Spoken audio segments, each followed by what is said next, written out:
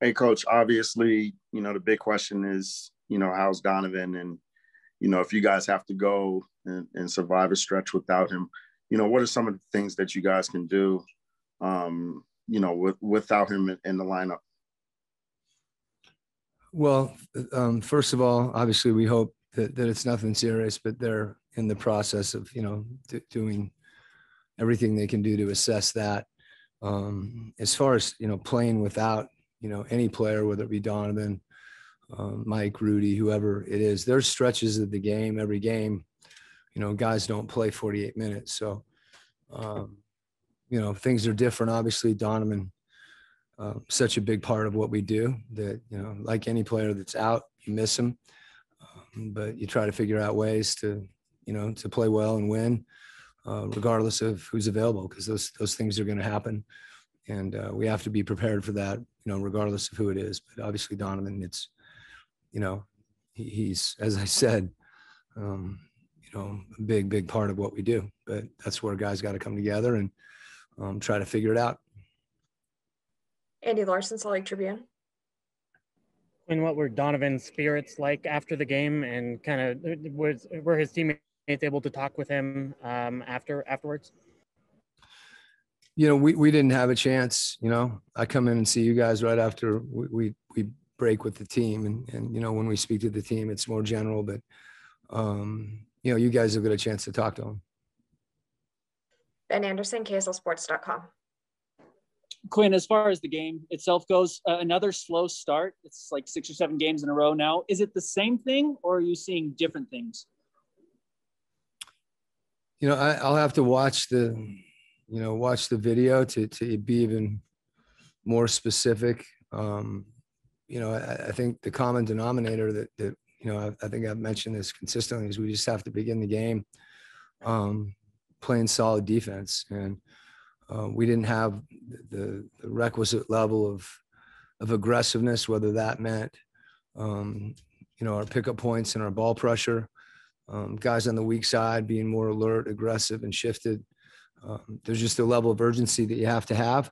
And, we're facing teams, Indiana came out, playing very forceful on offense and really attacking. And, I thought we were knocked back a little bit, but, at the same time, I told our guy, it's nice to play well the whole game. But there's going to be stretches where you're better than you are in others. And I think it was important for us to be able to, to recognize that, find it. And, obviously the second half defensively, we were pretty darn good. So that was good to see. Hopefully it can be 4 quarters instead of 2. Eric Walden, Salt Lake Tribune. Quinn, I was actually just going to ask you about that. Can you elaborate on what changed defensively in the second half, that you go from allowing 69 or whatever it was in the first half to 42 in the second?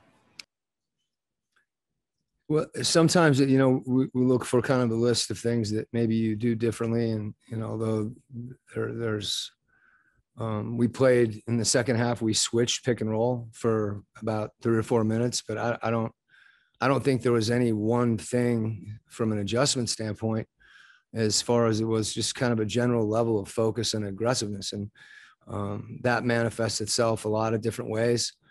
Probably the easiest statistic that you can look at, in addition to the actual score, is the rebounding. We were able to secure a lot more defensive rebounds. And, there was a time when they were getting those offensive rebounds and getting extra possessions, and some of them were threes, some of them were layups. And it's hard when you spend, a lot of energy and, you have a really good defensive possession. If you don't secure the rebound, those things can be deflating. Last question, David James, KUTV. Coach, what determines when Mike Conley plays both ends of a back-to-back, which he has once since the All-Star break, or when he sits one? Is it 4 games in 6 days? How he feels? Other issues with the roster, like Donovan hurt? What will guide that going forward? Rudy's got a crystal that we consult, and we rub it for a while and try to come up with a result that Mike likes. And obviously, no, they're facetiously, of course, but I think I mentioned Dave. I think every situation is different. Some of it really more than anything depends on, you know, just the continual assessment of where he is physically, you know, and how he feels. And, you know, that collaboration and partnership in that, I think is crucial. And there's other factors that can go into it at various points, whether it be, you know, a certain amount of days off before or after. But more than anything, you know, it's where he is and how he's feeling. And then the overlay on all that, obviously, like all of our guys, is, you know, we want to make sure that we're not just, you know, healthy, but also rested to the extent that that's possible. And that's hard right now. So you're weighing a lot of different things. You know, I know for Mike, he loves being out there, and there's a continuity involved with being out there. So I wish I could give you a more specific answer, but it's really, it's not Rudy's crystal, as you know, but it is something that I think we're, you know, constantly monitoring. And fortunately, you know, there's trust between Mike and Mike Elliott and myself, that we just come to the best decision that we possibly can under the circumstances. That's it. Thank you, Coach. Okay.